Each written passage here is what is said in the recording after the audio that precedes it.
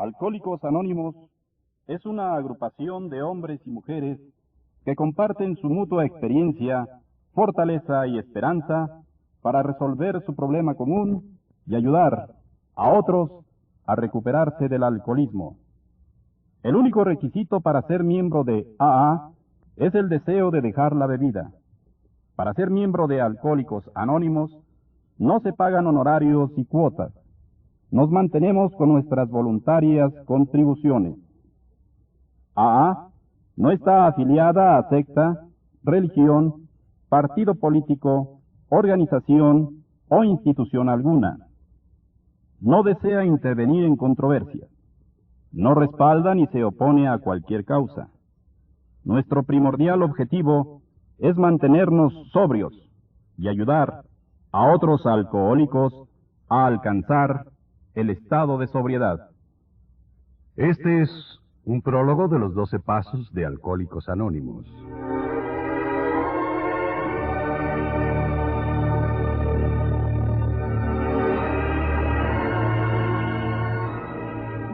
Los 12 pasos de Alcohólicos Anónimos son un conjunto de principios de naturaleza espiritual que, si se practican como una forma de vida, pueden liberar al enfermo de la obsesión por beber y prepararlo para ser útil y feliz. En la actualidad, se calcula que más de 2 millones de alcohólicos se han recuperado por medio de AA. Muchas personas no alcohólicas informan que con la práctica de los 12 pasos de Alcohólicos Anónimos han sido capaces de hacer frente a otras dificultades de la vida.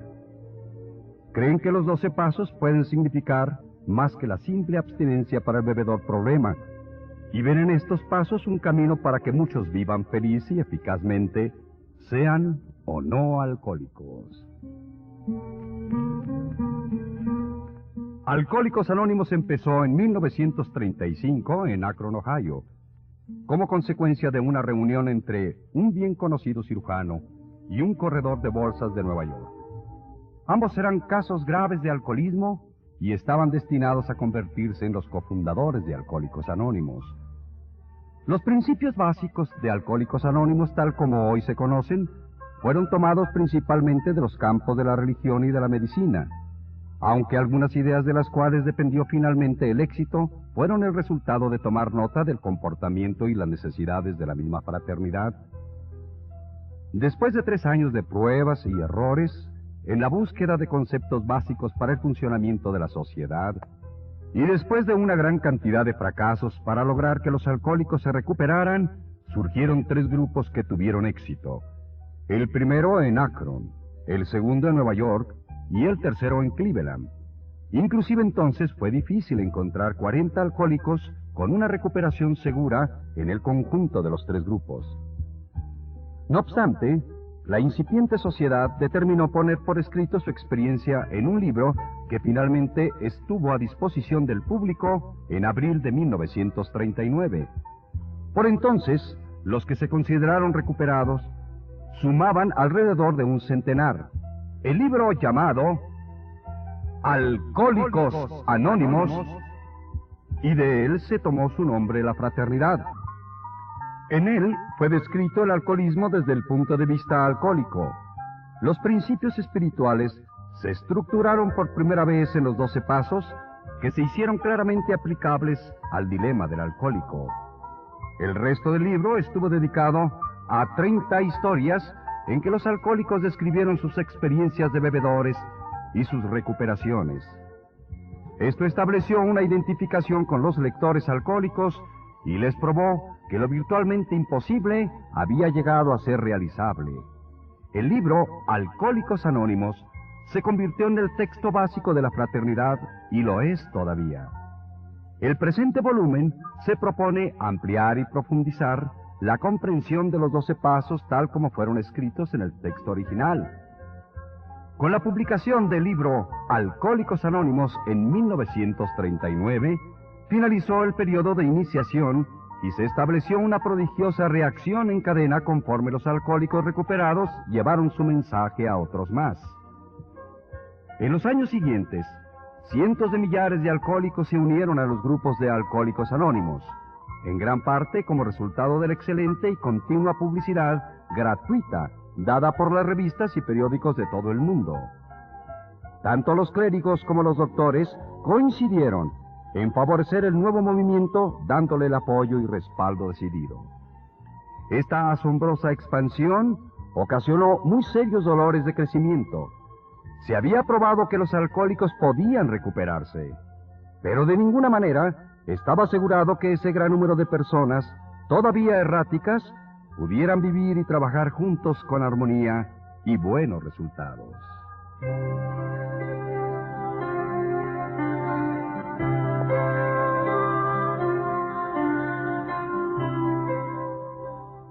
Estos son los 12 pasos de Alcohólicos Anónimos.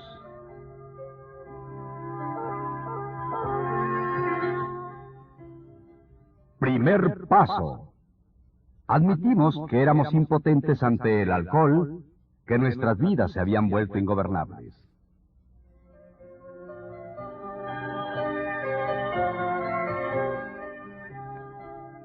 ¿A quién le agrada admitir la derrota definitiva? Prácticamente a nadie, por supuesto. Todos nuestros instintos naturales se rebelan ante la idea de que somos impotentes.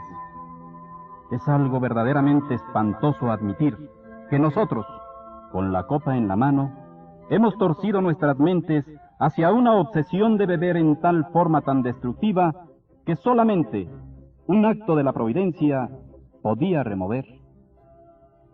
Ningún fracaso es tan doloroso como este. El alcohol se ha convertido en un salteador rapaz que nos despoja de las facultades de la voluntad para resistir a sus demandas. Cuando aceptamos este simple hecho, nuestra derrota es completa. Pero al ingresar a Alcohólicos Anónimos, cambia muy pronto el punto de vista respecto a esa humillación. Nos damos cuenta de que únicamente admitiéndola seremos capaces de dar los primeros pasos hacia nuestro fortalecimiento y liberación. La aceptación de nuestra impotencia se convierte finalmente en el firme cimiento sobre el cual podemos edificar una vida útil y feliz. Es muy poco el provecho que puede obtener el alcohólico que ingresa a AA si no se da cuenta, desde luego, de su devastadora debilidad y consecuencias. Hasta que no la reconozca humildemente. Su sobriedad, si acaso logra alguna, será muy precaria y no encontrará una felicidad verdadera. Una larga experiencia comprueba, sin lugar a duda, que esta es una de las verdades de Alcohólicos Anónimos. Este es el principio de que no encontraremos firmeza duradera para vivir sobrios hasta que no admitamos la completa derrota. Es uno de los fundamentos sobre los que ha crecido y florecido nuestra asociación. Muchos de nosotros nos rebelamos cuando nos desafiaron a admitir la derrota. Nos acercamos a Alcohólicos Anónimos esperando que se nos enseñara a tener confianza en nosotros. Y nos dijeron que en lo que al alcohol respecta, la confianza en sí mismo no sirve para nada. De hecho, es un verdadero riesgo. Nuestros padrinos nos dijeron que éramos víctimas de una obsesión mental tan sutilmente intensa que ningún poder humano podría destruirla. Nos dijeron que con la sola voluntad y sin ninguna ayuda era imposible vencer esa compulsión. Profundizando implacablemente sobre el problema, nos indicaron nuestra creciente susceptibilidad al alcohol, la llaman alergia. El alcohol, convertido en tirano, esgrimió una espada de dos filos contra nosotros. Primero, nos hizo víctimas de una urgencia irracional que nos condenó a seguir bebiendo, y segundo, una alergia orgánica que a la postre nos destruiría. Pocos han sido, sin duda, los que en tales asaltos han logrado el triunfo en un combate mano a mano. Es un hecho demostrado por las estadísticas que casi nunca puede un alcohólico salvarse por sus propios recursos. Y esto ha sido cierto, sin duda, desde que el hombre empezó a vivir vino. En los primeros tiempos de Alcohólicos Anónimos, únicamente los casos más desesperados pudieron aceptar esta amarga verdad. Aún, esos desesperados tenían frecuentemente dificultades para darse cuenta cabal de que estaban desahuciados, pero los pocos que se percataron de esa verdad, se agarraron a los principios de AA con el mismo fervor que el náufrago asiduo al salvavidas, y casi invariablemente obtuvieron una mejoría. Tal es el porqué en la primera edición del libro Alcohólicos Anónimos, publicada cuando nuestra asociación era pequeña, tratamos únicamente casos de los cuales se había tocado fondo. Muchos alcohólicos menos desesperados intentaron seguir nuestro programa, pero sin éxito, porque no podían admitir su total incapacidad para controlar el alcohol. Es muy satisfactorio hacer constar que en los años siguientes la situación ha cambiado. Alcohólicos que todavía conservan su salud, su familia y su posición económica, comienzan a darse cuenta de su incapacidad para controlar la bebida. Al crecer esta tendencia, se sumaron otros más jóvenes, y que no han tenido que pasar por el infierno de estos últimos 10 o 15 años que nosotros hemos atravesado. En virtud de que el primer paso requiere la admisión de la ingobernabilidad de nuestras vidas, ¿cómo pudieron esta clase de personas dar ese paso?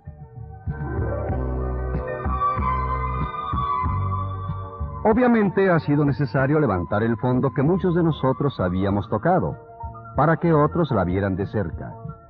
Repasando nuestros historiales de bebedores, podríamos demostrar que años antes de que nos diéramos cuenta, ya habíamos perdido el control, que desde entonces ya no bebíamos por hábito únicamente, y que en realidad era el comienzo de una progresión fatal. A los que lo duden, podremos decirles, quizá usted no es un alcohólico, después de todo. ¿Por qué no hace la prueba de beber controlándose y teniendo en cuenta lo que le hemos dicho acerca del alcoholismo? Esta actitud produce resultados prácticos e inmediatos.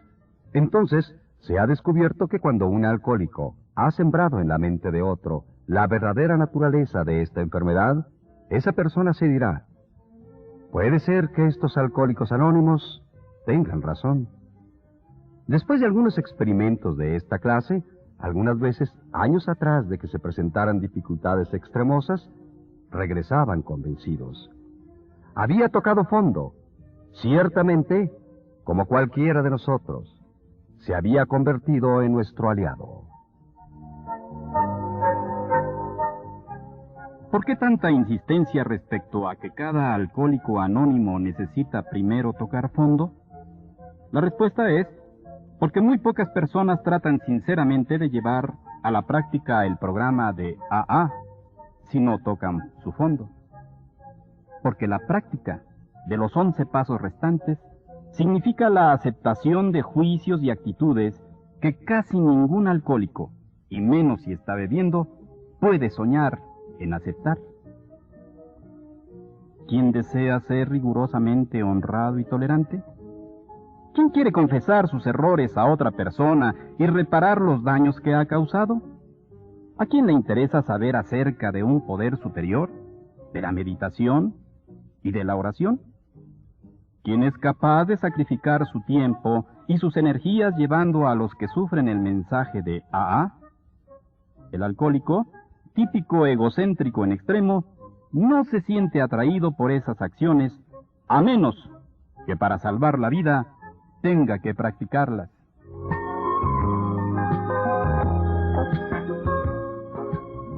El látigo del alcoholismo nos ha obligado a ir a Alcohólicos Anónimos. Ahí descubrimos la naturaleza de nuestra situación fatal, y solo entonces se han abierto nuestras mentes a la convicción, porque hemos sentido lo que es la agonía.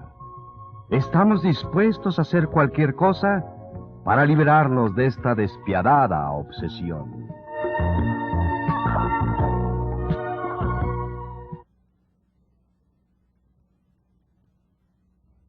Segundo paso.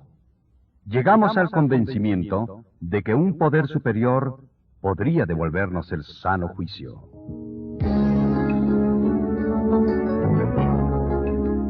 Muchos de los recién llegados, al leer el segundo paso, se enfrentan con un dilema, a veces muy complicado. Con frecuencia les oímos lamentarse en esta forma. Vean lo que han hecho con nosotros. Nos han convencido de que somos alcohólicos y de que no podemos gobernar nuestras vidas. Después de reducirnos a un estado de impotencia absoluta, nos dicen ahora que solamente un poder superior puede quitarnos la obsesión de beber. Algunos de nosotros no queremos creer en Dios. Otros no podemos. Y aún los que creemos en Él, no tenemos fe en que haga este milagro. Sí, ustedes nos han sacado del atolladero. Muy bien, pero ahora, ¿de aquí a dónde vamos? Veamos primero el caso del que dice no querer creer en Dios, el beligerante. Se encuentra en un estado de ánimo que puede describirse como salvaje. Toda su filosofía de la vida, de la que está satisfecho, se encuentra amenazada. Piensa que es bastante dura la admisión de que el alcohol lo ha dominado, para ahora, todavía dolido por tal admisión, se enfrente con el hombre, surgido majestuosamente de una simple célula del cieno primordial. Él es la punta de flecha de la evolución y, por consiguiente, el único Dios del universo, el único Dios de su universo. ¿Tendrá que renunciar a todo eso para salvarse? Lo más probable es que su padrino se ría de su situación y al recién llegado le parezca el colmo. Esto es el principio del fin. Y así es. El principio del fin de su vida pasada y el principio real de una nueva vida. Probablemente le diga a su padrino: hay que tomar las cosas con calma. El paso que hay que dar es más difícil de lo que uno cree. Cuando menos así lo fue para mí, y lo mismo le sucedió a un amigo mío, vicepresidente de la Sociedad Ateísta Americana, y que le dio un amplio margen. Bueno, dice el recién llegado, sé que ustedes me están diciendo la verdad. Es un hecho indiscutible que la mayoría de las personas que están en Alcohólicos Anónimos antes pensaban como yo. Pero ahora, en estas circunstancias, ¿cómo puedo tomar las cosas con calma? Esto es lo que quisiera saber. Esta es indudablemente una pregunta muy oportuna, le dice su padrino. Creo que puedo contestarla. No tiene que esforzarse demasiado. Tenga en cuenta estas tres cosas. Primera, AA no exige que crea en nada. Sus 12 pasos son sugeridos. Segunda, para obtener y conservar la sobriedad, no hay necesidad de abarcar los 12 pasos de un golpe. Recuerdo que yo los fui admitiendo gradualmente. Y tercera, todo lo que realmente se necesita es mantener la mente abierta. Absténgase de discusiones inútiles y no siga preocupándose de que si la gallina fue primero que el huevo. Le repito, todo lo que necesita hacer es mantener la mente abierta. El padrino continúa. Ponga mi propio caso como ejemplo. Debido al tipo de educación que recibí, no aceptaba nada sin comprobación científica. Naturalmente respetaba, veneraba y hasta adoraba a la ciencia. Todavía sigo respetándola, pero ya no adorándola. Se me inculcó el principio básico de todo progreso científico: investigar y comprobar una y otra vez, siempre con la mente abierta. Cuando vine aquí por primera vez, mi reacción fue como la de usted. Pensé, este asunto de Alcohólicos Anónimos no tiene nada de científico. No puedo creer en él. Sencillamente, no lo tomaré en cuenta. Entonces, me despabilé. Tuve que admitir que en Alcohólicos Anónimos había logrado resultados prodigiosos. Noté que mi actitud al respecto no había sido nada científica. No era Alcohólicos Anónimos la intolerante, sino yo. Desde el momento en que dejé de discutir, pude empezar a ver y sentir. En ese momento, el segundo paso se infiltró suave y gradualmente en mi vida. No puedo precisar la ocasión o el día en que empecé a creer en la existencia de un poder más grande que yo. Pero ahora estoy seguro de tener esa fe. Para ello, fue necesario dejar de oponer argumentos y dedicarme a practicar el resto del programa de AA con todo el entusiasmo de que soy capaz. Esta es solamente la opinión individual basada en mi propia experiencia, por supuesto. Debo asegurarle que los alcohólicos anónimos recorren innumerables caminos en busca de fe. Si no le interesa el que yo le sugiero, tenga la seguridad de que encontrará el suyo si observa y escucha. Más de uno ha empezado a resolver su problema con el método de la sustitución. También puede, si quiere, hacer de Alcohólicos Anónimos su poder superior.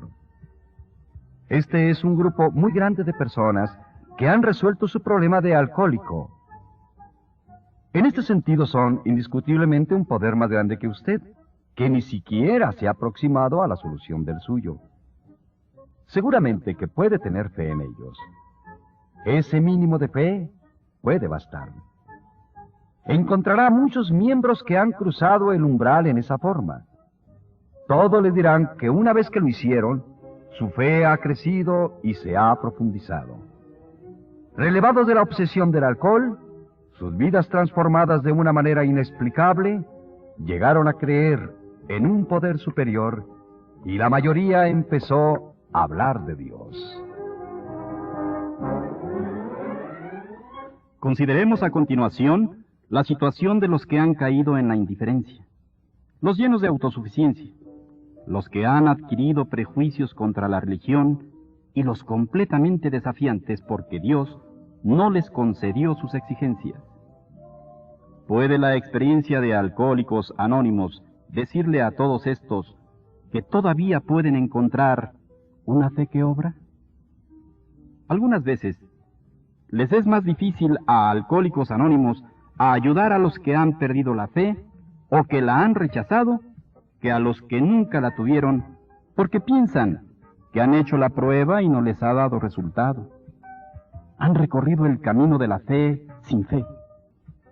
Como en ambos casos se han decepcionado, llegaron a la conclusión de que para ellos no hay a dónde ir. La indiferencia, las fantasías de la autosuficiencia, los prejuicios y la oposición obstinada son a veces obstáculos más grandes que los que tienen los agnósticos y aún los ateos militantes. La religión asegura que se puede comprobar la existencia de Dios. El agnóstico dice que no puede comprobarse, y el ateo pretende que se puede comprobar que Dios no existe. Evidentemente, el que se aparta de la fe entra en una gran confusión. Piensa que para él no hay consuelo en ninguna convicción de fe.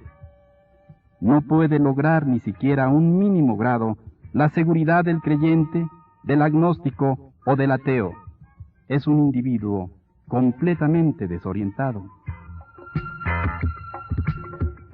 Muchos alcohólicos anónimos pueden decirle al desorientado: también nosotros de niños nos apartamos de nuestra fe. La presunción de la juventud nos perjudicó. Desde luego, nos alegramos de que el hogar y la enseñanza religiosa nos proporcionaran ciertos valores. Todavía teníamos la seguridad de ser honrados, tolerantes y justos, y hasta cierto punto ambiciosos y trabajadores. Creímos que nos bastarían esas simples normas de conducta y decoro. A medida que el éxito material, basado en estos atributos comunes, comenzó a favorecernos, creímos que ganamos en el juego de la vida. Esto nos estimulaba y nos sentíamos felices. ¿Para qué molestarnos con abstracciones teológicas y deberes religiosos o preocuparnos por la condición de nuestras almas aquí o en el más allá? El aquí y el ahora nos bastaban. El deseo de triunfar nos guiaría. Pero el alcohol empezó a ganarnos la partida. Finalmente vino la caída y nos dimos cuenta de que un golpe más nos dejaría fuera de combate para siempre. Entonces tuvimos que buscar nuestra fe perdida. La encontramos en Alcohólicos Anónimos, como otros también la pueden encontrar.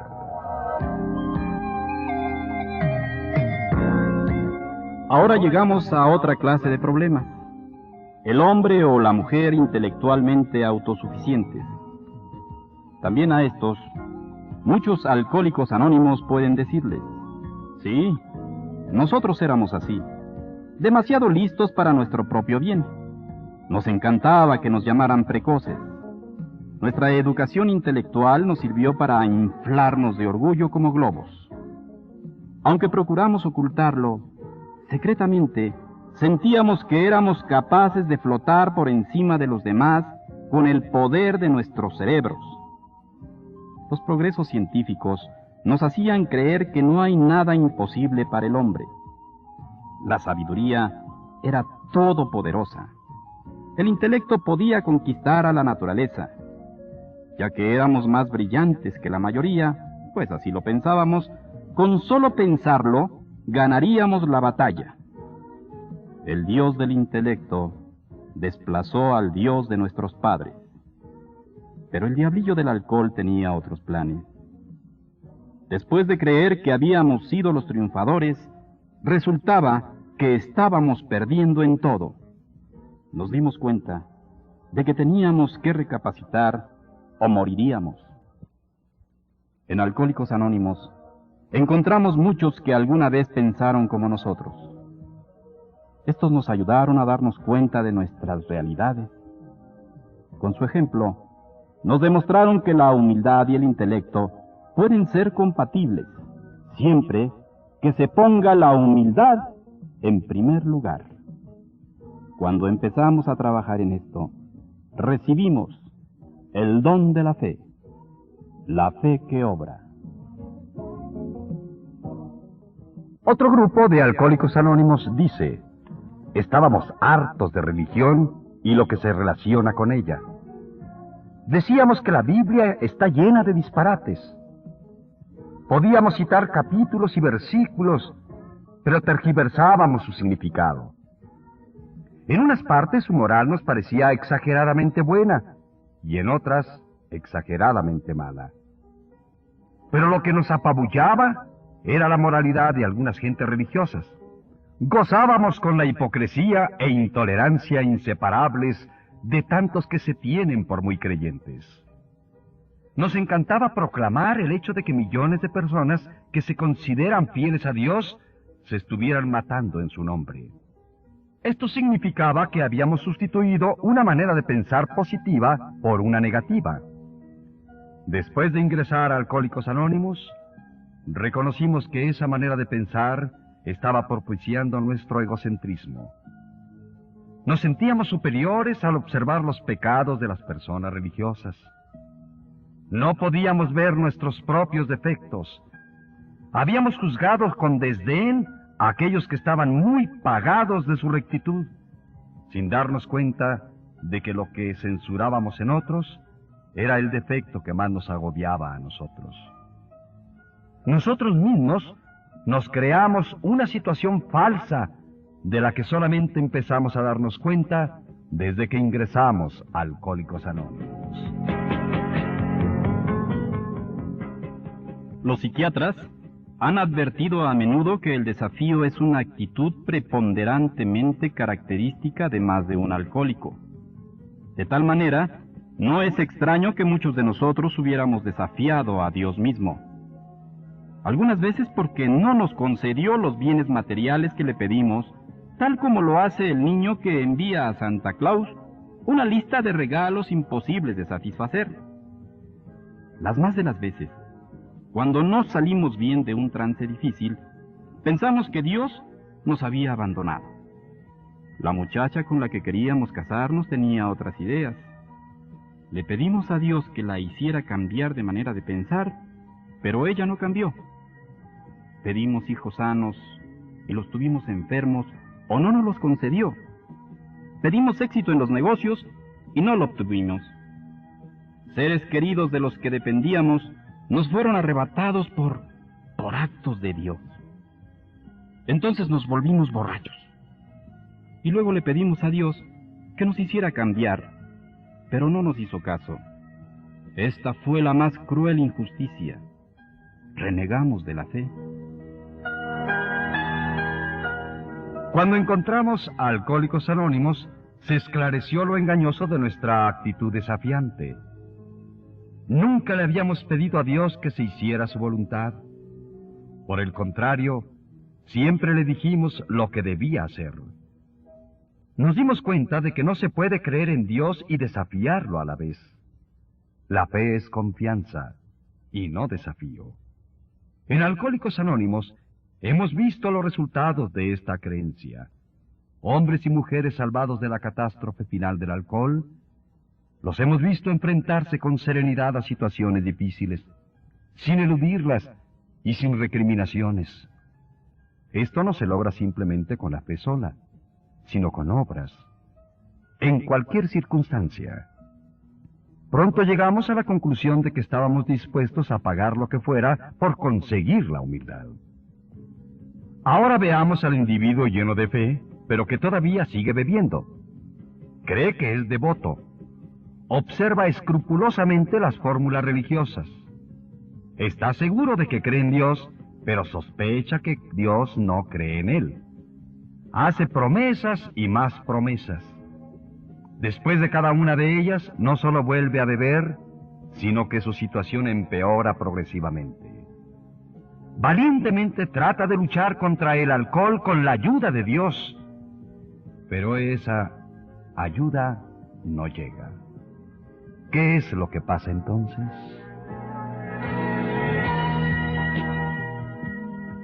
Para los eclesiásticos, doctores y las familias, el alcohólico con buenas intenciones es un enigma desconcertante. Para AA no lo es. Muchos de nosotros hemos estado en las mismas circunstancias y hemos encontrado la solución al enigma. La solución depende de la calidad más que de la cantidad de la fe. Esto no lo veíamos. Creíamos ser humildes cuando en realidad no lo éramos. Creíamos que tomábamos con seriedad la práctica de nuestra religión cuando en realidad solo era superficial.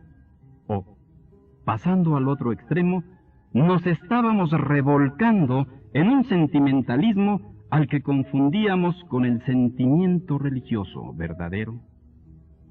En ambos casos, pedíamos algo a cambio de nada. El hecho es que no habíamos allanado el camino para que la gracia de Dios llegara a nosotros y nos librara de nuestra obsesión. No profundizamos en la raíz de nuestros defectos, ni reparamos los daños que les causamos a otros, ni habíamos dado, sin esperar, una recompensa. Ni siquiera habíamos rezado como es debido. Siempre dijimos, concédeme mis deseos, en vez de, hágase tu voluntad. No entendíamos lo que es el amor a Dios y el amor al prójimo. Por consiguiente, nos engañábamos a nosotros mismos y no teníamos la capacidad para recibir la gracia que nos devolvería nuestro buen juicio. Son muy pocos los alcohólicos activos que tienen siquiera una idea de lo irracionales que son, o que si se dan cuenta de ello, pueden enfrentarse al hecho. Algunos aceptan que se les clasifique como bebedores problema, pero no soportan la idea de que son enfermos mentales. Los apoya en su creencia un mundo que no sabe la diferencia entre un bebedor normal y un alcohólico. Cordura quiere decir sano juicio. Sin embargo, si un alcohólico sobrio analiza juiciosamente su conducta destructiva, ya sea que haya destrozado los muebles de su casa o sus fibras morales, tendrá que reconocer que no obró con buen juicio. En consecuencia, el segundo paso es el punto de reunión para todos nosotros, agnósticos, ateos o antes creyentes. Todos podemos estar unidos en este paso. La verdadera humildad y la mente libre de prejuicios pueden conducirnos a la fe. Y cada reunión de Alcohólicos Anónimos es una seguridad de que Dios nos devolverá el sano juicio si confiamos en Él.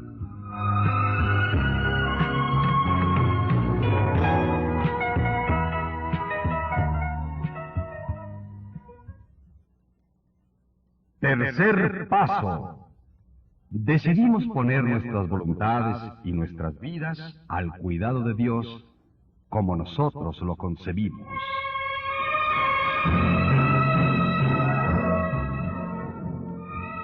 Practicar el tercer paso es como abrir una puerta cerrada con candado. Todo lo que se necesita es una llave y la decisión de abrirla.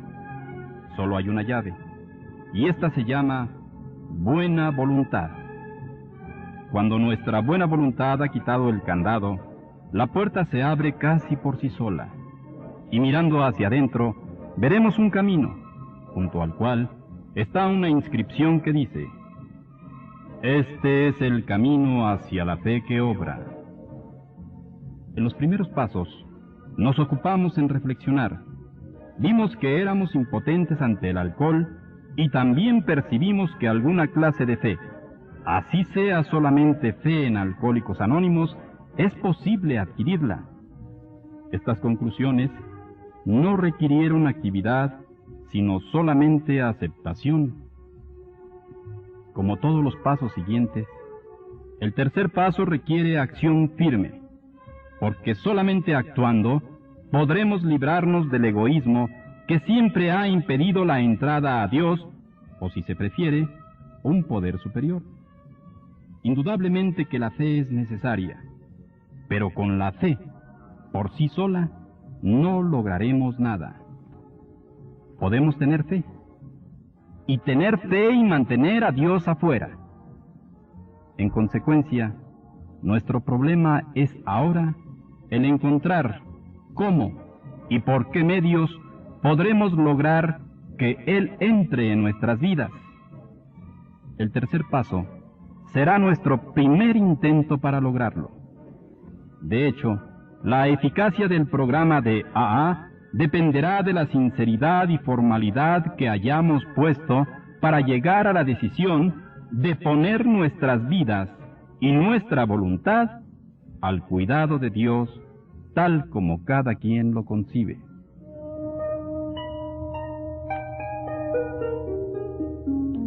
Para todo principiante mundano y realista, este paso parece difícil, aún imposible. A pesar de lo mucho que quiera uno tratar de practicarlo, exactamente cómo se puede lograr poner nuestra vida y nuestra voluntad al cuidado de Dios, tal como cada quien lo concibe. Afortunadamente, los que lo hemos ensayado y con los mismos recelos, podemos atestiguar que cualquiera puede comenzar a practicarlo.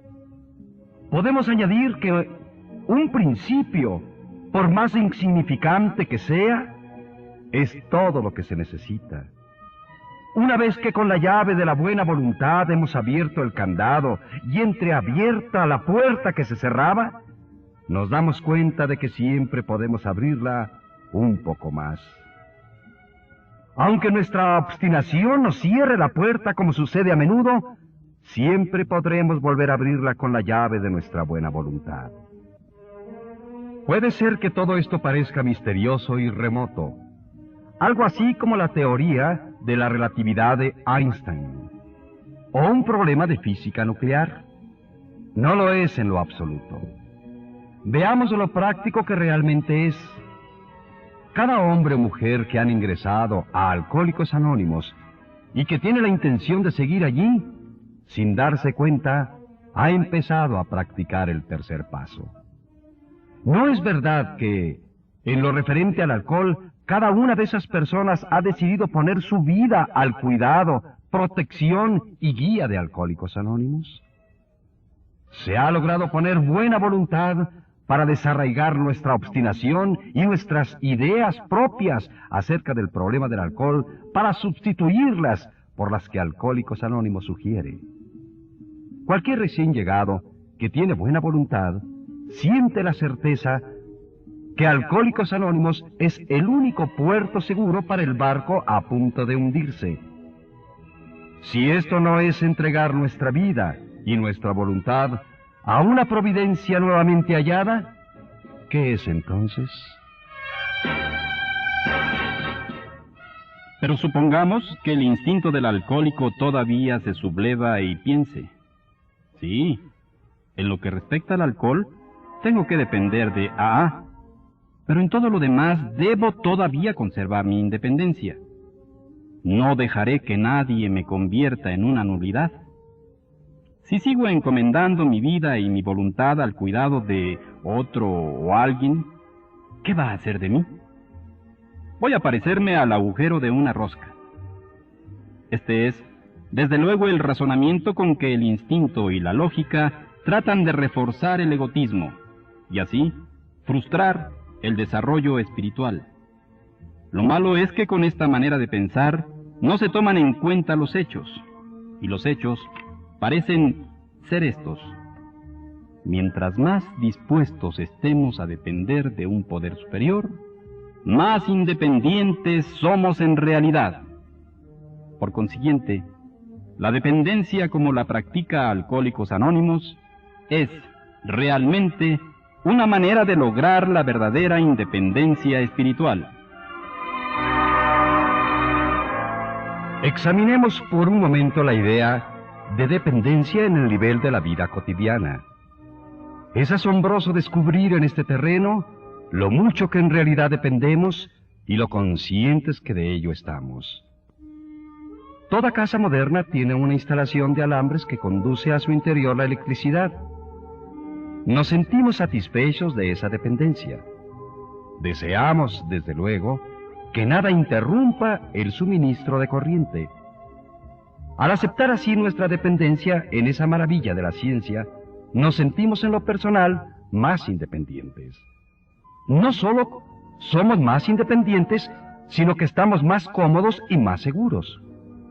La fuerza fluye por donde se le necesita, silenciosa y con seguridad. La electricidad, esa extraña fuerza que tan pocos comprenden, satisface nuestras más insignificantes necesidades cotidianas y también otras más importantes. Allí está el enfermo de poliomielitis, que vive dentro de un pulmón mecánico que depende, con entera confianza, de un motor que le proporciona la respiración y lo mantiene vivo.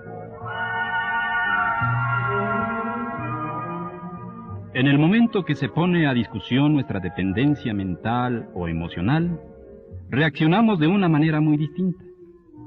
Reclamamos con persistencia el derecho a decidir por sí solos, cómo pensar, cómo actuar.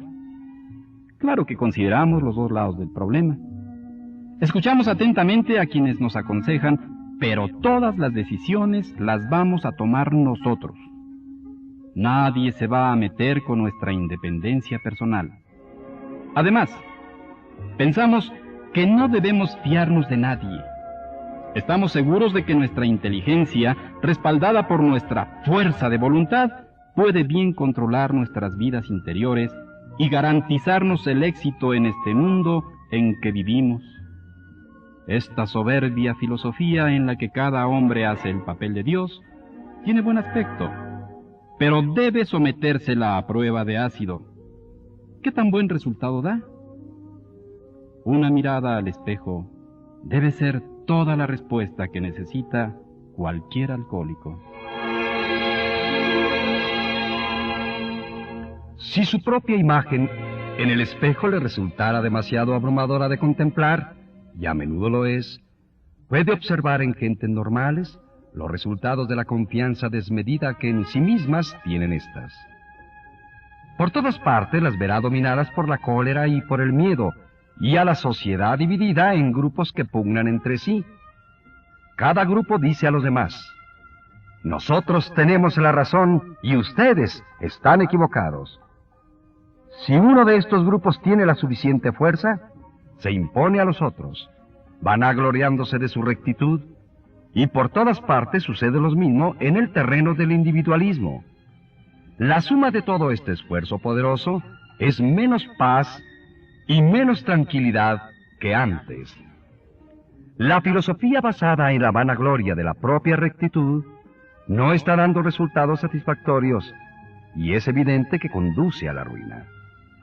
Por consiguiente, los que somos alcohólicos podemos considerarnos afortunados.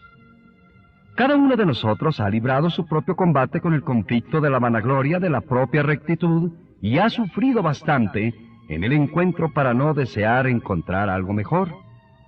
De manera que es por las circunstancias y no por la virtud por lo que hemos llegado a Alcohólicos Anónimos.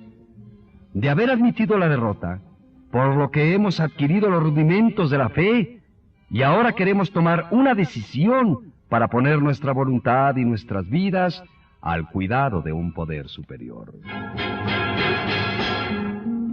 Nos damos cuenta de que la palabra dependencia le resulta tan desagradable a muchos psiquiatras y psicólogos como a nosotros los alcohólicos. Como nuestros amigos profesionistas, también nosotros nos damos cuenta de que hay formas perjudiciales de dependencia. Hemos tenido la experiencia de muchas de ellas. Por ejemplo, una persona adulta nunca debe tener demasiada dependencia emocional de su padre o de su madre. Si no fue destetado a tiempo, debe darse cuenta de ello. Esta forma de dependencia defectuosa ha sido la causa de que muchos alcohólicos rebeldes llegaran a la conclusión de que la dependencia en cualquier forma resulta perjudicial. Pero la dependencia en un grupo de alcohólicos anónimos o en un poder superior no ha tenido resultados perjudiciales.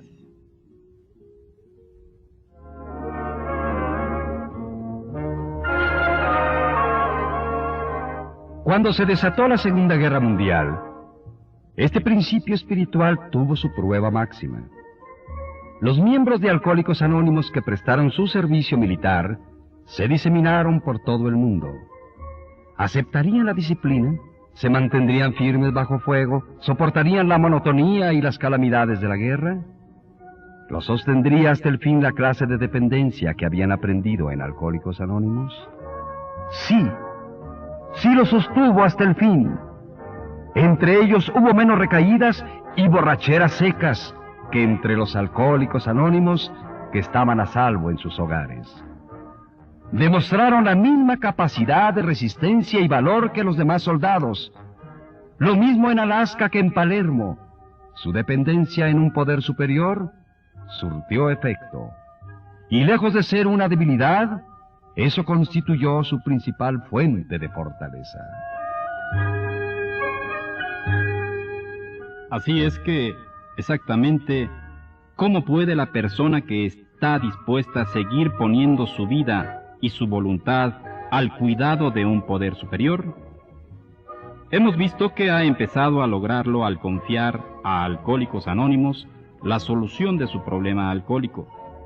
Por ahora, lo más probable es que ya se haya convencido de que tiene otros problemas además del alcohólico, y de que algunos de estos no puede resolverlos con toda la determinación y el valor de que sea capaz. Sencillamente no los cambia. Y esto lo hace desesperadamente infeliz y puede amenazar su recién lograda sobriedad. Nuestro amigo todavía es víctima del remordimiento y del sentido de culpabilidad. Cuando piensa en el ayer, la aflicción lo domina. Cuando piensa en aquellos a quienes todavía odia o envidia, su inseguridad económica le preocupa hasta enfermarlo. Y el pánico lo domina cuando piensa en todas las puertas que se han cerrado por el alcohol. ¿Y cómo va a arreglar este lío que lo hizo perder la estimación de su familia y distanciarse de ella? Con su valor solitario y sin ayuda de nadie, no lo logrará. Seguramente que ahora necesita depender de algo o de alguien. Al principio, lo más probable es que ese alguien sea su más allegado amigo en Alcohólicos Anónimos. Confía en la seguridad de que sus muchas dificultades, ahora agudizadas porque no puede usar el alcohol para aliviarlas, también pueden resolverse. Desde luego que su padrino indica que la vida de nuestro amigo todavía es incontrolable a pesar de que está sobrio, y que después de todo, apenas está en el principio del programa de Alcohólicos Anónimos. Una sobriedad más prolongada, por la admisión de que es alcohólico y por su asistencia a varias reuniones, está muy bien, desde luego. Pero lo más probable es que este estado todavía diste mucho de significar una sobriedad permanente y una vida satisfecha y útil. Allí es, justamente, donde entran los demás pasos del programa de Alcohólicos Anónimos. Nada que no sea una acción continua basada en ellos, como norma de vida, puede dar el tan deseado resultado. Entonces, se nos aclara que los otros pasos del programa de AA solo se pueden practicar con éxito cuando se ha ensayado el tercer paso con empeño y perseverancia. Esta afirmación puede sorprender a los recién llegados que no han experimentado más que una continua desanimación y una creciente convicción de que la voluntad humana no vale nada. Se ha persuadido, y con razón, de que además del problema del alcohol, muchos otros no podrán vencerse únicamente con una valerosa embestida si la fuerza de esa proviene del individuo solitario, aislado. Pero ahora, parece que hay ciertas cosas que solo el enfermo por sí mismo puede hacer. Por sí solo, y de acuerdo con sus circunstancias particulares, necesita desarrollar la cualidad de la buena voluntad. Cuando adquiere la buena voluntad, él mismo podrá decidir a esforzarse. Tratar de lograrlo es un acto de su propia voluntad. Todos los 12 pasos requieren un esfuerzo individual sostenido para poder amoldarse a sus principios y así amoldarse a la voluntad de Dios. Cuando empezamos a amoldar nuestra voluntad a la de Dios, es cuando empezamos a usarla debidamente. Para todos nosotros, esta ha sido una revelación admirable. Nuestro mal ha sido el mal uso de la fuerza de voluntad. Con ella, tratamos de demoler nuestros problemas, en vez de tratar de que estuviera de acuerdo con las intenciones de Dios para con nosotros. Conseguir que vaya en aumento nuestra capacidad para lograr esto es el propósito de los 12 pasos de Alcohólicos Anónimos, y el tercero nos abre la puerta. Una vez que estamos de acuerdo con estas ideas, resulta en realidad fácil empezar a practicar el tercer paso. Cuando tengamos disturbios emocionales o momentos de indecisión, podemos hacer una pausa y decir: Dios, concédeme serenidad para aceptar las cosas que no puedo cambiar, valor para cambiar las que puedo, y sabiduría para conocer la diferencia. Hágase tu voluntad y no la mía.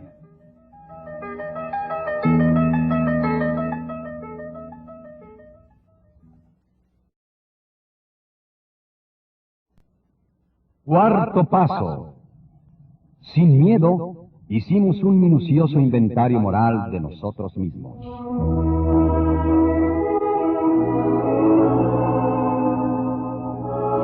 La creación nos dotó de instintos para un propósito. Sin ello, no seríamos seres humanos completos. Si los hombres y las mujeres no se esforzaran por su seguridad personal, ni hicieran ningún esfuerzo para cosechar sus alimentos o construir su hogar, no sobrevivirían. Si no se reprodujeran, la tierra no estaría poblada. Si no existiera el instinto social, si a los hombres no les importara la compañía de sus semejantes, la capacidad de vivir no existiría. Así, estos deseos de relación sexual, de seguridad material, emocional y de compañía son perfectamente justos y necesarios, y ciertamente son dones de Dios. Sin embargo, estos instintos tan necesarios para nuestra existencia nos dominan e insisten en dominar nuestras vidas. Nuestros deseos sexuales, de seguridad material y emocional, y de obtener una posición importante en la sociedad, a veces nos tiranizan. Cuando los deseos naturales del hombre se descoyuntan, le ocasionan graves dificultades. No hay ser humano, por más bueno que sea, exento de esto. Puede decirse de casi todos los problemas emocionales que son casos de instintos mal encausados. Cuando eso sucede, nuestro activo natural, los instintos, se convierten en riesgos físicos y mentales. El cuarto paso es un esfuerzo laborioso y vigoroso para descubrir cuáles han sido y con estos riesgos en nosotros. Queremos descubrir exactamente cómo, cuándo y dónde deformaron estos nuestros instintos naturales. Queremos mirar de frente la desdicha que por ella ha causado a otros y a nosotros mismos. Descubriendo cuáles son nuestras deformaciones emocionales, podremos corregirlas. Sin un deseo sincero y perseverante de practicarlo, es muy limitada la sobriedad o la satisfacción que podamos obtener. La mayoría de nosotros se ha dado cuenta de que es muy difícil de alcanzar la fe que obra positivamente en la vida cotidiana si no se ha hecho sin temor alguno un minucioso inventario moral. Antes de abordar en detalle el problema del inventario, veamos cuál es básicamente el problema. El siguiente ejemplo resultará muy significativo si nos fijamos bien en él.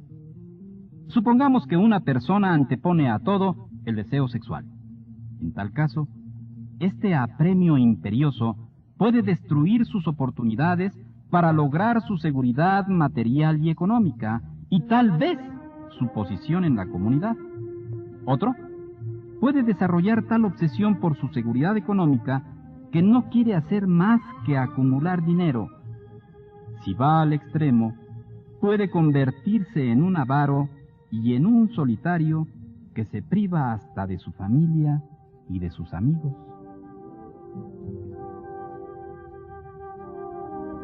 La búsqueda de la seguridad no siempre se manifiesta en términos de dinero. Muy a menudo encontramos al ser humano asustado que se empeña en depender de otra persona más fuerte que lo guíe y proteja. Este ser débil, al no poder enfrentarse a las responsabilidades de la vida con sus propios recursos, no crece nunca. La desilusión y el desamparo son su destino. Con el tiempo, sus protectores huyen o mueren y queda solo y atemorizado. También hemos visto hombres y mujeres a los que el poder los hace perder la cabeza, que se dedican a mandar a sus semejantes. Estas gentes, a menudo, desperdician las oportunidades que se les presentan de lograr una legítima seguridad y la felicidad del hogar. Cuando un ser humano se vuelve el campo de batalla de sus instintos, nunca tendrá tranquilidad. Pero ese no es el único peligro. Cada vez que alguien impone irrazonablemente a otros sus instintos, se presenta la desgracia. Si en la búsqueda de la riqueza se atropella a los que están en el camino, se provocará cólera, envidia y venganza. Si se subleva el sexo, se provocará igual alboroto. Las exigencias exageradas a otro, de atención, protección y cariño, propician en esas personas tiranía o repulsión, dos emociones tan malsanas como las mismas que las provocaron. Cuando el deseo de prestigio del individuo se vuelve incontrolable, ya sea en el círculo de amistades o en la mesa de la conferencia internacional, hay otras gentes que se lastiman y frecuentemente se rebelan. Este choque de instintos puede producir desde fría indiferencia hasta una candente revolución. Así, estamos colocados en un conflicto no solamente con nosotros mismos, sino también con otras personas que, como nosotros, tienen también instintos.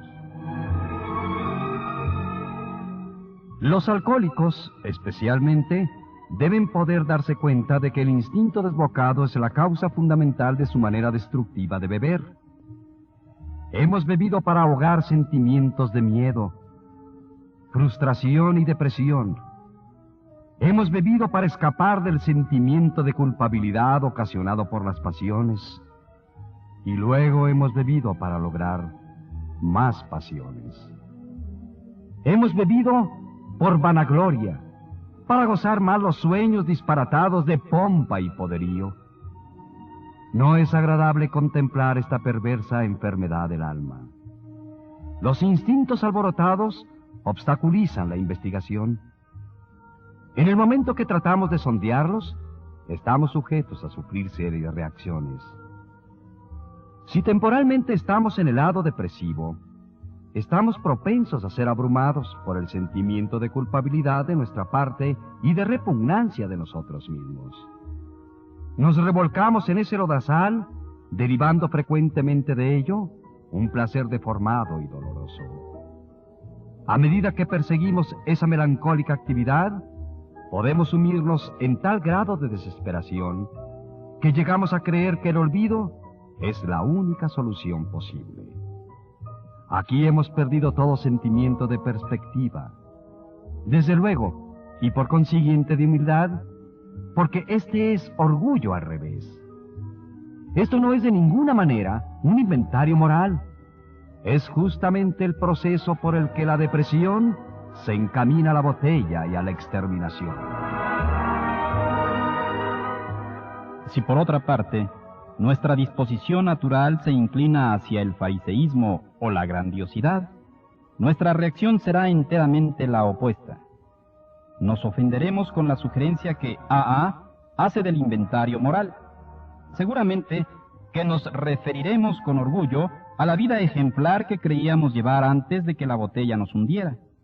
Pretenderemos que nuestros defectos serios de carácter, si es que pensamos que lo tenemos, eran ocasionados por nuestro exceso de la bebida, siendo primero y lo único para lo que necesitamos esforzarnos. Creemos que en el momento que dejemos el alcohol, reviviremos las buenas cualidades que habíamos demostrado tener. Sí, fuimos buenas gentes, exceptuando nuestros momentos de beber demasiado.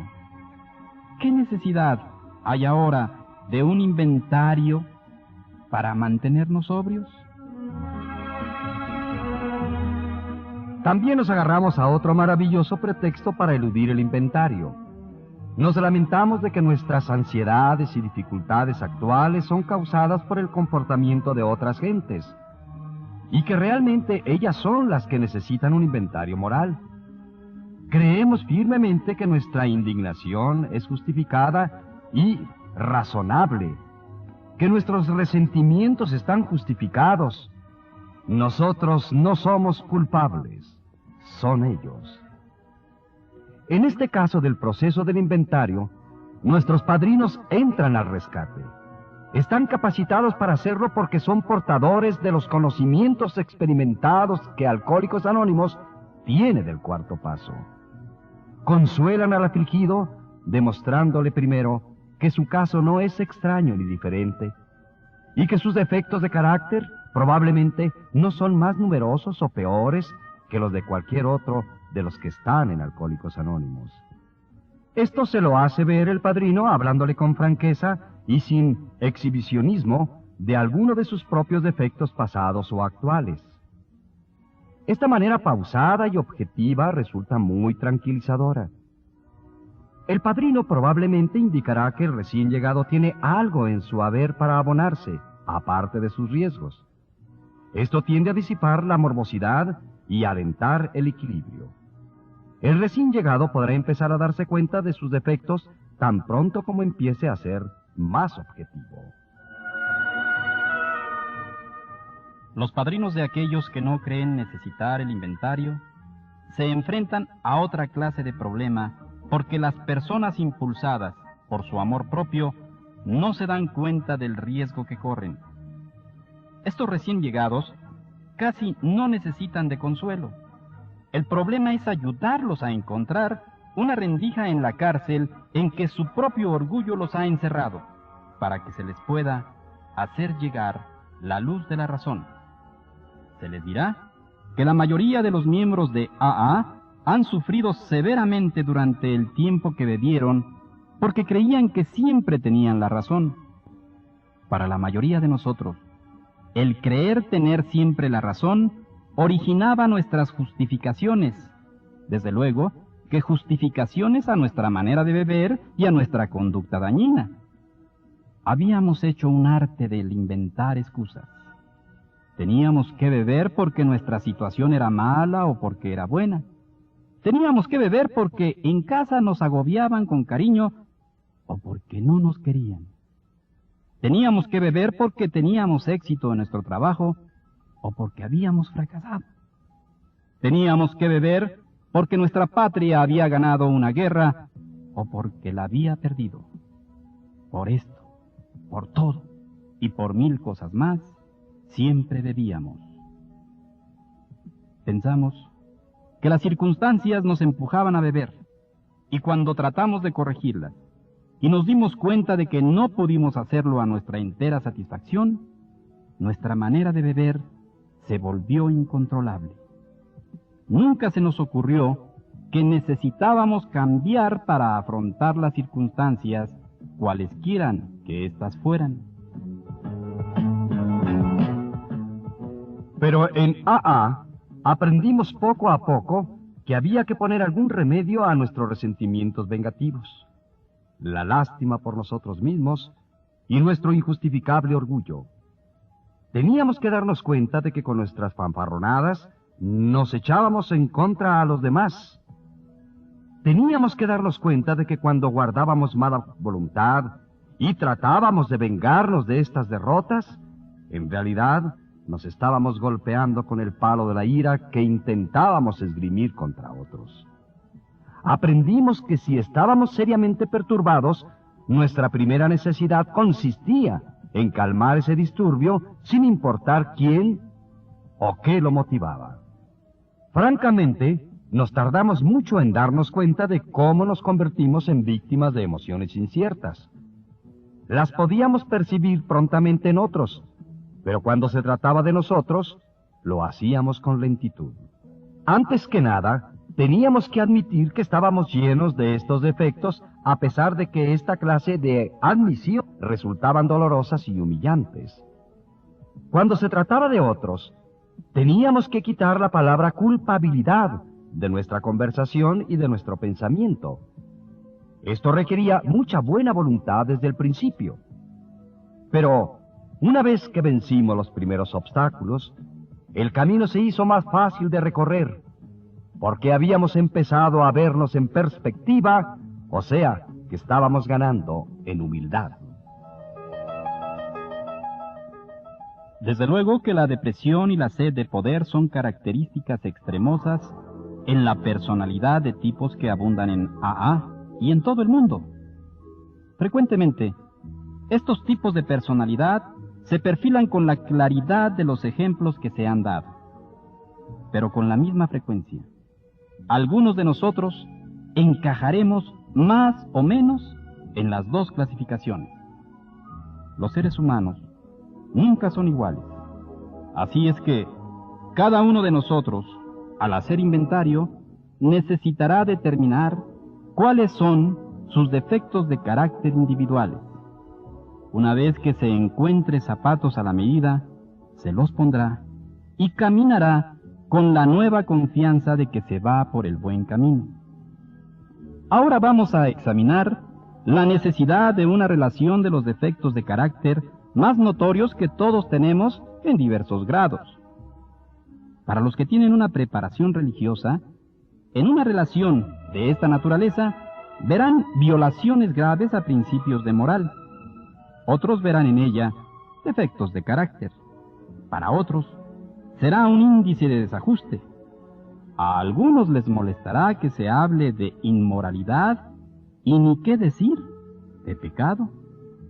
Pero el menos razonable estará de acuerdo en este punto, que hay mucho que está mal en nosotros los alcohólicos y acerca de lo que habrá de hacerse también hay mucho, si es que esperamos sobriedad, progreso y la habilidad necesaria para adaptarnos a la nueva vida. Para evitar confusiones sobre las denominaciones de estos defectos, vamos a adoptar una relación universalmente reconocida de los principales defectos humanos. Los 7 pecados capitales: el orgullo, la avaricia, la lujuria, la ira, la gula, la envidia y la pereza. El orgullo no encabeza esta relación por mera casualidad, porque el orgullo conduce a la tendencia que tenemos de tratar de justificar todos nuestros actos, y siempre espoleados por los temores, conscientes o inconscientes, es la causa principal de la mayor parte de las dificultades humanas. El principal obstáculo al verdadero progreso. El orgullo nos induce a imponernos a nosotros o a los demás exigencias que no se pueden cumplir sin pervertir o hacer mal uso de los instintos de que Dios nos ha dotado. Cuando la satisfacción de nuestros instintos sexuales, de seguridad, etc., se convierten en el único objetivo de nuestras vidas, el orgullo hace acto de presencia para justificar nuestros excesos. Todos estos defectos generan miedo, una enfermedad del alma por sí sola. A su vez, el miedo genera otros defectos de carácter. El miedo irrazonable a que nuestros instintos no se satisfagan nos impulsa a codiciar bienes ajenos, al deseo inmoderado de satisfacciones sexuales y de poderío. Nos conduce a enfadarnos cuando las exigencias de nuestros instintos se ven amenazadas y nos conducen a ser envidiosos cuando las ambiciones de otros se logran, mientras que las de nosotros no se realizan. Comemos, bebemos y arrebatamos más de lo que necesitamos con el temor de que no nos toque lo suficiente. Y con genuina alarma ante el trabajo, permanecemos indolentes, flojeamos y lo dejamos todo para después. Y a lo máximo, trabajamos a la mitad de nuestra capacidad y lo hacemos a regañadientes. Estos temores son el comején que devora sin cesar la base de cualquier clase de vida que tratamos de edificar. Así que cuando A.A. sugiere hacer un inventario sin temor alguno, a todo recién llegado le parecerá que se le está pidiendo más de lo que puede hacer. Tanto su orgullo como su temor lo rechazan cada vez que intenta mirarse por dentro. El orgullo dice: no hay necesidad de que pases por aquí. Y el temor dice: no te atrevas a mirar aquí. Pero el testimonio de los alcohólicos anónimos que realmente han acometido el inventario moral es que el orgullo y el temor de esta especie resultan ser simples espantajos. Una vez que tengamos la cabal buena voluntad de hacer el inventario y nos esforcemos concienzudamente en el cumplimiento de esta tarea, la luz iluminará este tenebroso camino. A medida que perseveramos, nace una confianza completamente nueva, y el alivio al enfrentarnos a nosotros mismos es indescriptible. Estos son los primeros frutos del cuarto paso. Para entonces, el recién llegado probablemente ya tiene las siguientes conclusiones: que sus defectos de carácter que representan sus instintos desviados han sido la causa primordial de su manera de beber y de su fracaso en la vida, y que a menos que esté dispuesto a luchar con ahínco para eliminarlos los más graves, la sobriedad y la serenidad mental no estarán con él. Que todos los cimientos defectuosos de su vida tendrán que ser destruidos para poder construir otros que sean una base firme. Ahora, bien dispuesto a empezar la búsqueda de sus defectos, preguntará: ¿cómo se procede a hacerlo? ¿Cómo puedo hacer un inventario de mí mismo? Como el cuarto paso es el comienzo de una costumbre para toda la vida, se sugiere examinar primero aquellos defectos que sean los más notorios y que hayan ocasionado más dificultades. De acuerdo con el buen juicio de lo que ha sido lo correcto y lo equivocado, puede hacerse un examen preliminar de la conducta con respecto a los instintos primarios, sexuales, de seguridad y sociales. Examinando la vida pasada, pronto se pondrá en marcha si considera preguntas como estas.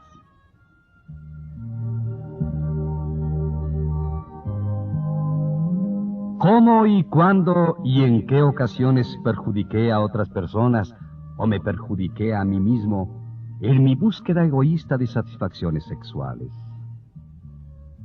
¿A quién lastimé y a qué agrado? ¿Hice desgraciado mi matrimonio y perjudiqué a mis hijos? ¿Comprometí mi posición en mi comunidad? ¿Cómo reaccioné entonces a esas situaciones? ¿Sentí un remordimiento implacable? ¿O insistí en que era yo el perseguido y no el perseguidor y además me absolví? ¿Cómo he reaccionado a frustraciones de índole sexual? Cuando me negaban algo, ¿me volvía vengativo o me sentía deprimido? ¿Me desquitaba con otros si en mi hogar me repudiaban o trataban con frialdad? ¿Me servía como pretexto de mi promiscuidad sexual? También son importantes para los alcohólicos las preguntas que deben hacerse acerca de su conducta relacionada con su seguridad material y emocional. En este terreno, el temor, la codicia, el acaparamiento y el orgullo muy a menudo han causado mucho daño. Examinando sus antecedentes en negocios o empleos, casi cualquier alcohólico puede hacerse preguntas como esta. Además de mi problema de la bebida, ¿qué defectos de carácter fueron los que contribuyeron a mi inestabilidad económica? Destruyeron mi confianza y me creó un conflicto la inferioridad de mi capacidad para adaptarme al trabajo. Traté de disimular ese sentimiento de ineficiencia alardeando, timando, engañando o evadiendo la responsabilidad. O quejándome de que los otros no reconocían mis verdaderamente excepcionales aptitudes. ¿Me sobreestimé y hacía el papel de personaje? Tenía una ambición tan inconsciente que traicioné a mis asociados. ¿Fui derrochador? ¿Pedí dinero prestado atolondradamente sin importarme si lo devolvería? ¿Fui tacaño rehusándome a sostener a mi familia adecuadamente? ¿Quise progresar fácilmente y sin escrúpulos?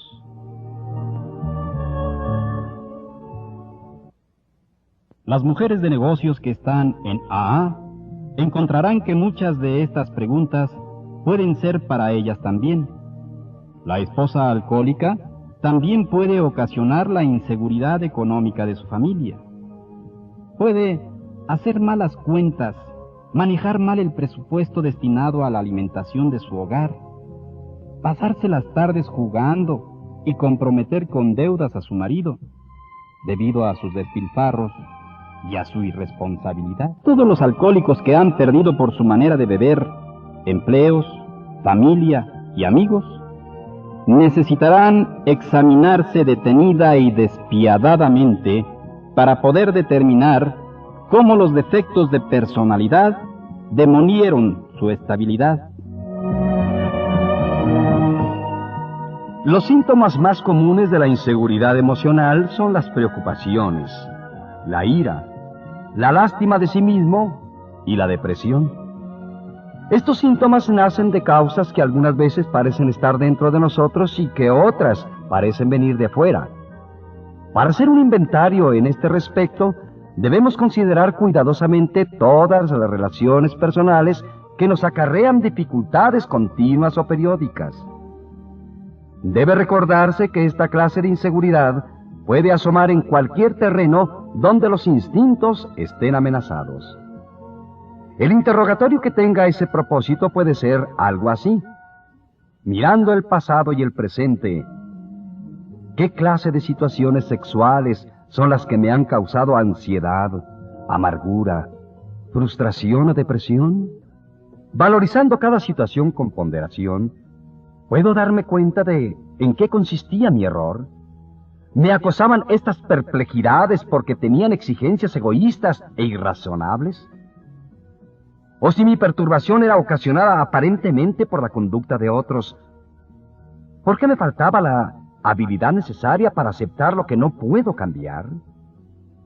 Estas son las interrogaciones fundamentales que pueden revelarme el origen de mi malestar e indicarme si puede alterar mi propia conducta y así ajustarme serenamente a la autodisciplina. Supongamos que la inseguridad económica despierta constantemente estos sentimientos. Puedo preguntarme, ¿hasta qué punto han sido alimentadas mis corrosivas ansiedades por mis propios instintos? Y si las acciones de otras personas son parte de la causa, ¿qué puedo hacer acerca de ello? Si no puedo cambiar el presente estado de cosas, ¿estoy dispuesto a tomar las medidas necesarias para amoldar mi vida a las situaciones reales? Preguntas como esta y otras más que fácilmente pueden venir a la mente ayudarán a encontrar las causas básicas. Es por nuestras retorcidas relaciones con la familia, los amigos y la sociedad, por lo que hemos sufrido más, la mayoría de nosotros. Hemos sido especialmente tontos y tercos en este respecto. El hecho fundamental de que nos negamos en reconocer es nuestra falta de capacidad para lograr una asociación genuina con cualquiera. Nuestra egolatría cava dos pozos profundos. O insistimos en dominar a los que nos rodean, o dependemos demasiado de ellos. Si dependemos demasiado de otras gentes, tarde o temprano nos fallarán, porque también son humanos y porque no podrán al cabo satisfacer nuestras continuas exigencias. De esta manera, crece nuestra inseguridad y se hace rencorosa. Cuando habitualmente tratamos de manipular a los otros, de acuerdo con nuestros deseos voluntariosos, ellos se rebelan y nos detienen enérgicamente. Entonces, se desarrolla el amor propio lastimado, el sentimiento de persecución y el sentimiento de venganza. A medida que redoblamos nuestros esfuerzos para controlarnos, pero continuamos fallando, el sufrimiento se agudiza, se hace más constante. Nunca hemos tratado de ser uno de la familia, de ser amigo entre los amigos, trabajador entre los trabajadores, un miembro útil de la sociedad. Siempre hemos pugnado por llegar a la cúspide de la montaña o por escondernos debajo de ella. Este comportamiento egocéntrico obstaculizó cualquier relación de la asociación con los que nos rodean. Teníamos poca comprensión de lo que es la genuina confraternidad. Algunos objetarán a las preguntas expuestas, porque creen que sus defectos de carácter no han sido tan notorios. A esto se les puede sugerir que un examen concienzudo puede mostrarle los propios defectos a que se refieren las preguntas. Como nuestros antecedentes superficiales no nos han parecido graves, frecuentemente nos hemos sonrojado al darnos cuenta de que nos han parecido así, sencillamente porque hemos escondido esos defectos con nuestra habilidad para justificar todos nuestros actos. Cualquiera que hayan sido los defectos, al final nos han conducido al alcoholismo y a la desgracia. Por consiguiente, el inventario debe hacerse concienzudamente. En este respecto, es conveniente anotar nuestras preguntas y respuestas. Ayudará a pensar con claridad y a hacer un avalúo honrado. Será la primera prueba correcta de nuestra buena voluntad de ir hacia adelante.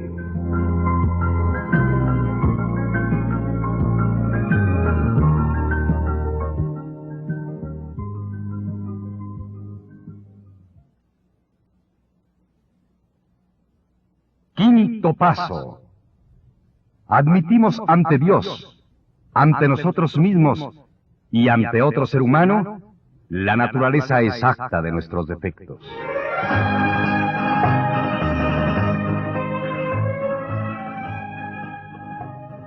En todos los 12 pasos de AA se nos pide ir en contra de nuestros deseos naturales. En todos nos desinflan el ego.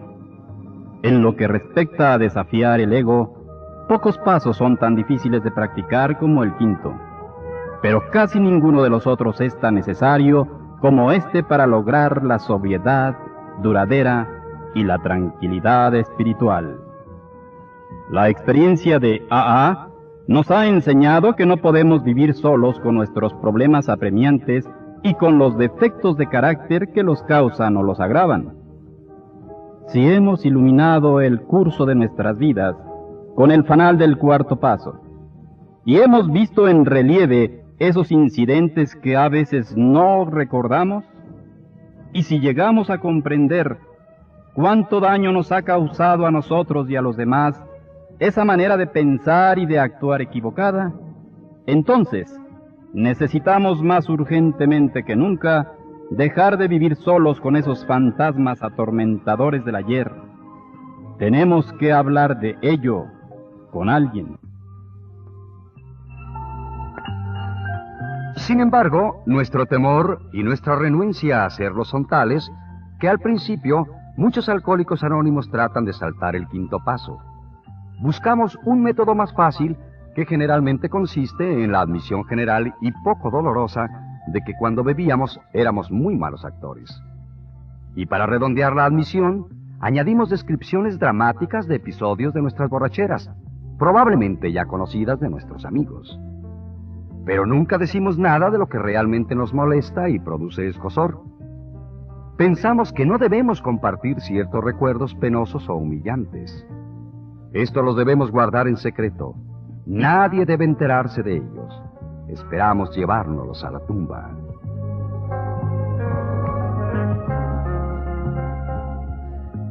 Sin embargo, si se ha de tomar en cuenta la experiencia de AA, esta no solamente resulta una actitud imprudente, sino peligrosa. De las actitudes confusas, es esta de las que más dificultades nos causa para la práctica del quinto paso. Algunos no logran ninguna sobriedad y otros recaen periódicamente hasta que pueden decir sus secretos. Hasta algunos de los veteranos de AA, que ya han estado sobrios por años, suelen pagar caro su descuido de este paso. Nos dirán cómo trataron de llevar la carga solos, cuánto sufrieron por su irritabilidad, ansiedad, remordimiento y depresión, y cómo, buscando inconscientemente alivio, acusaban a sus mejores amigos de aquellos mismos defectos de carácter que ellos trataban de ocultar. Siempre llegaban a la conclusión de que no se consigue ningún alivio confesando los pecados de otros. Todos tuvieron que confesar los propios. Este sistema de admitir nuestros defectos ante otra persona es, desde luego, muy antiguo. Se ha hecho válida cada centuria y caracteriza las vidas de todas las gentes de fondo espiritual y de las verdaderamente religiosas. Actualmente, la religión no es la única defensora de este principio redentor. Los psicólogos y los psiquiatras señalan la necesidad imperiosa que tiene todo ser humano de la percepción de su propia personalidad y del conocimiento de las fallas de ésta para poder discutirlo con una persona comprensiva y de confianza. Alcohólicos Anónimos iría más lejos en lo que se refiere a los alcohólicos. La mayoría de nosotros estábamos de acuerdo con esto, pero sin admitir nuestros defectos ante otra persona. No podríamos conservarnos sobrios. Parece claro que la gracia de Dios no llegará a nosotros para expulsar nuestras obsesiones destructivas, mientras no estemos dispuestos a hacer esa confesión de nuestros defectos ante otra persona. ¿Qué es lo que podemos recibir del quinto paso? Por lo pronto, librarnos de esa terrible sensación de aislamiento que siempre hemos tenido. Casi sin excepción, los alcohólicos son torturados por la soledad. Aún antes de que nuestra manera de beber empeorara y de que la gente nos empezara a rechazar, casi todos nosotros ya sufríamos con la sensación de que no pertenecíamos a ninguna parte. O éramos tímidos y no nos atrevíamos a acercarnos a los demás, o éramos propensos a ser buenos chicos, algo escandalosos, ansiosos de compañía y de que se fijaran en nosotros, sin lograrlo nunca, cuando menos de acuerdo con nuestra manera de pensar. Siempre estaba allí esa misteriosa valla que no podíamos ni brincar ni comprender. Era como si fuéramos actores en un escenario y de que, de pronto, nos diéramos cuenta de que no sabíamos ni una sola línea de nuestro papel. Esta es una de las razones por las que nos gustaba tanto el alcohol. Nos permitía actuar improvisadamente. Pero Baco se convirtió en boomerang. Finalmente fuimos abatidos y nos quedamos en un aislamiento aterrador. Cuando llegamos a AA, y por primera vez en nuestras vidas estuvimos entre gentes que parecían comprendernos, la sensación de pertenecer a ella fue muy estimulante. Creímos que el problema de la soledad ya estaba resuelto, pero pronto descubrimos que si ya no estábamos solos en el sentido social, aún sentíamos muchos de los viejos tormentos de exclusión. Nos sentimos que pertenecíamos a algo, hasta que no hablamos con entera sinceridad de nuestros defectos y oímos a otra persona hacer lo mismo. El quinto paso fue la respuesta. Fue el principio de un parentesco genuino con el hombre y con Dios. Este paso vital también fue el medio por el cual empezamos a sentir que se nos podría perdonar, sin importar lo que hubiéramos hecho o pensado.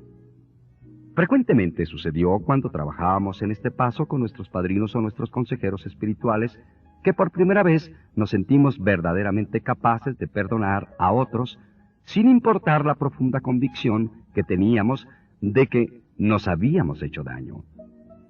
Nuestro inventario moral nos había convencido de que era conveniente perdonarlo todo, pero solo fue hasta que abordamos resueltamente el quinto paso, cuando supimos que podríamos recibir y otorgar perdón. Otro bien que podemos esperar como resultado de la admisión de nuestros defectos ante otro ser humano es la humildad. Palabra frecuentemente mal interpretada. Para los que han hecho progresos en AA, significa el reconocimiento total de que y quiénes somos en realidad, seguido por un esfuerzo sincero de llegar a lo que podríamos ser. Por consiguiente, nuestro primer movimiento práctico hacia el logro de la humildad deberá consistir en el reconocimiento de nuestras faltas.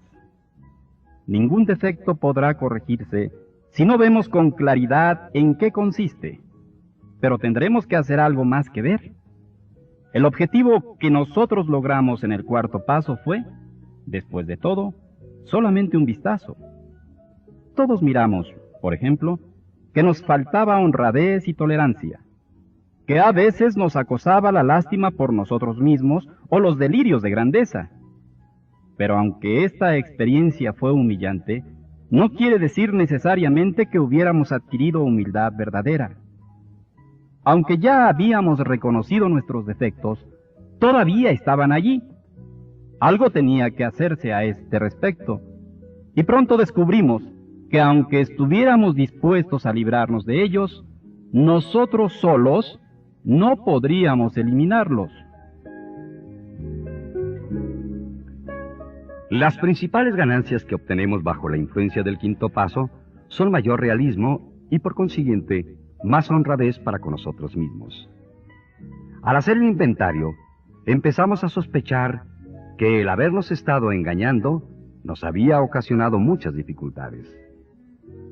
Si casi toda la vida nos habíamos engañado más o menos, ¿cómo podíamos estar seguros de que no lo seguiríamos haciendo? ¿Cómo podíamos estar seguros de que habíamos catalogado con certeza nuestros defectos y de que los habíamos admitido en realidad ante nosotros mismos? Como estamos todavía obstaculizados por el miedo, la compasión y los resentimientos para con nosotros, es probable que no hubiéramos podido juzgarnos con imparcialidad. El sentimiento exagerado de culpabilidad y de remordimiento pueden hacernos exagerar y dramatizar nuestras faltas. O la cólera y el orgullo lastimado pueden formar una cortina de humo tras la que ocultamos algunos de nuestros defectos, mientras culpamos de ellos a otras personas. Posiblemente, todavía, también nos estorbaban muchos obstáculos grandes y pequeños que no sabíamos que teníamos. Allí se nos hizo evidente que no sería suficiente un autoavalúo solitario y la admisión de las faltas basadas en eso únicamente. Necesitaríamos ayuda de fuera, la ayuda de Dios y la de otro ser humano, para con entera certeza averiguar y admitir la verdad acerca de nosotros mismos. Solamente ventilando nuestras vidas, sin retener nada, solamente estando dispuestos a recibir consejos y a aceptar ser dirigidos, podremos ir por el camino de la debida manera de pensar, de la honradez sólida y de la humildad genuina. A pesar de todo, muchos de nosotros nos quedamos atrás. Decíamos, ¿por qué ese Dios tal como cada quien lo concibe no nos dice dónde está nuestro error? Si en primer lugar, el Creador fue quien nos dio nuestras vidas, Él debe saber, al detalle, nuestras equivocaciones. ¿Por qué no hacemos esas admisiones directamente ante Él? ¿Para qué necesitamos incluir a otras personas en esto? En esta etapa, las dificultades que se presentan al procurar que nuestro trato con Dios sea el debido son dobles. Aunque al principio nos sorprendemos de que Dios sepa todo lo que se relaciona con nosotros, pronto nos acostumbramos a ello. ¿Quién sabe por qué? El encontrarnos solos con Dios no nos parece tan embarazoso como enfrentarnos a otra persona. Nuestra buena voluntad de ventilar nuestras dificultades no pasa de ser teórica hasta que no nos sentamos y hablamos de lo que tanto tiempo hemos ocultado. Cuando somos honrados con otra persona, se confirma que hemos sido honrados con Dios y con nosotros. La segunda dificultad es esta. Nuestro realismo y nuestra creencia motivada por el deseo pueden tergiversar aquellos que nos llegó si estamos solos.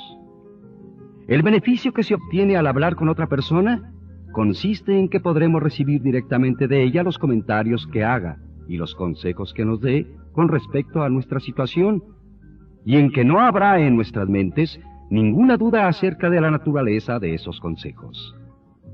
En cuestiones espirituales es peligroso conducirse solo. ¿Cuántas veces nos hemos oído a gentes bien intencionadas presumir de que están guiadas por Dios, cuando era notorio que estaban lamentablemente equivocadas? Faltándoles tanto práctica como humildad, se habían engañado y trataban de justificar las más grandes tonterías basándose en que Dios se las había comunicado. Vale la pena hacer notar que las personas que tienen un elevado desarrollo espiritual siempre insisten en consultar y confrontar con amigos o consejeros cuando creen haber recibido la guía de Dios. Seguramente entonces, el novato debe evitar ponerse en una situación ridícula y tal vez trágica. Aunque los comentarios o consejos de otros no sean infalibles, es probable que sean más específicos que cualquier guía que podamos recibir directamente si todavía no tenemos la experiencia necesaria para poder establecer contacto consciente con un poder superior. Nuestro próximo problema será dar con la persona a la que haremos nuestras confidencias. Aquí debemos tener mucho cuidado, recordando que la prudencia es una gran virtud. Tal vez necesitemos compartir con esa persona hechos acerca de nosotros de los que otros no deben enterarse. Desearemos hablar con alguien que tenga experiencia y que no solamente se haya conservado sobrio, sino que además haya vencido dificultades graves, dificultades tal vez parecidas a las nuestras. Esta persona quizás resulte nuestro padrino. Si se llega a tener una confianza especial en él, y si su temperamento nos es afín, la selección puede ser afortunada. Además, habrá la ventaja de que el padrino ya estará enterado del caso del ahijado. Tal vez la relación que exista con él sea de tal índole que se preferirá revelarle solamente parte de nuestro historial. Si este es el caso, debe empezarse, aunque sea en esas condiciones, porque es muy importante comenzar esta tarea lo más pronto posible. Puede suceder que se escoja a otra persona para la parte más difícil de las revelaciones. Esta persona puede estar desligada completamente de AA, por ejemplo, nuestro confesor, nuestro médico. Para algunos de nosotros, una persona completamente extraña puede a veces darnos el mejor resultado. Las verdaderas pruebas de la situación lo son la buena voluntad para confiarse y la completa confianza en la persona con la que se compartirá el primer autoexamen preciso. Aún después de encontrar a la persona, frecuentemente se necesita mucha resolución para abordarla. Nadie debe decir que en el programa de Alcohólicos Anónimos no se requiere fuerza de voluntad. Esta es una parte donde puede necesitarse toda la que se tenga. Felizmente, lo más probable es que nos espere una agradable sorpresa. Después de explicarle cuidadosamente a la persona que se ha escogido lo que se solicita de ella y de que se dé cuenta de que la ayuda que puede prestar. La conversación será fácil y animada. Siempre que el interesado no retenga nada, sentirá un gran alivio. Las emociones que han estado aprisionadas por años se liberan y se desvanecen al ser expuestas. A medida que cese el dolor, lo reemplaza una tranquilidad reparadora. Y cuando se combinan así la humildad y la serenidad, algo grande está a punto de ocurrir. Más de un alcohólico anónimo que ha sido agnóstico o ateo nos ha dicho que fue en esta etapa del quinto paso cuando por primera vez sintió la presencia de Dios. Y hasta esos que ya tenían fe, frecuentemente estuvieron conscientes de la presencia de Dios como nunca antes lo habían sentido. Este sentimiento de ser uno con Dios y con el hombre, este resurgimiento de aislamiento a través del honrado compartimiento de nuestra terrible carga de culpabilidad, nos conduce a un estado de tranquilidad en el que podemos prepararnos para dar los siguientes pasos y lograr la sobriedad plena y significativa.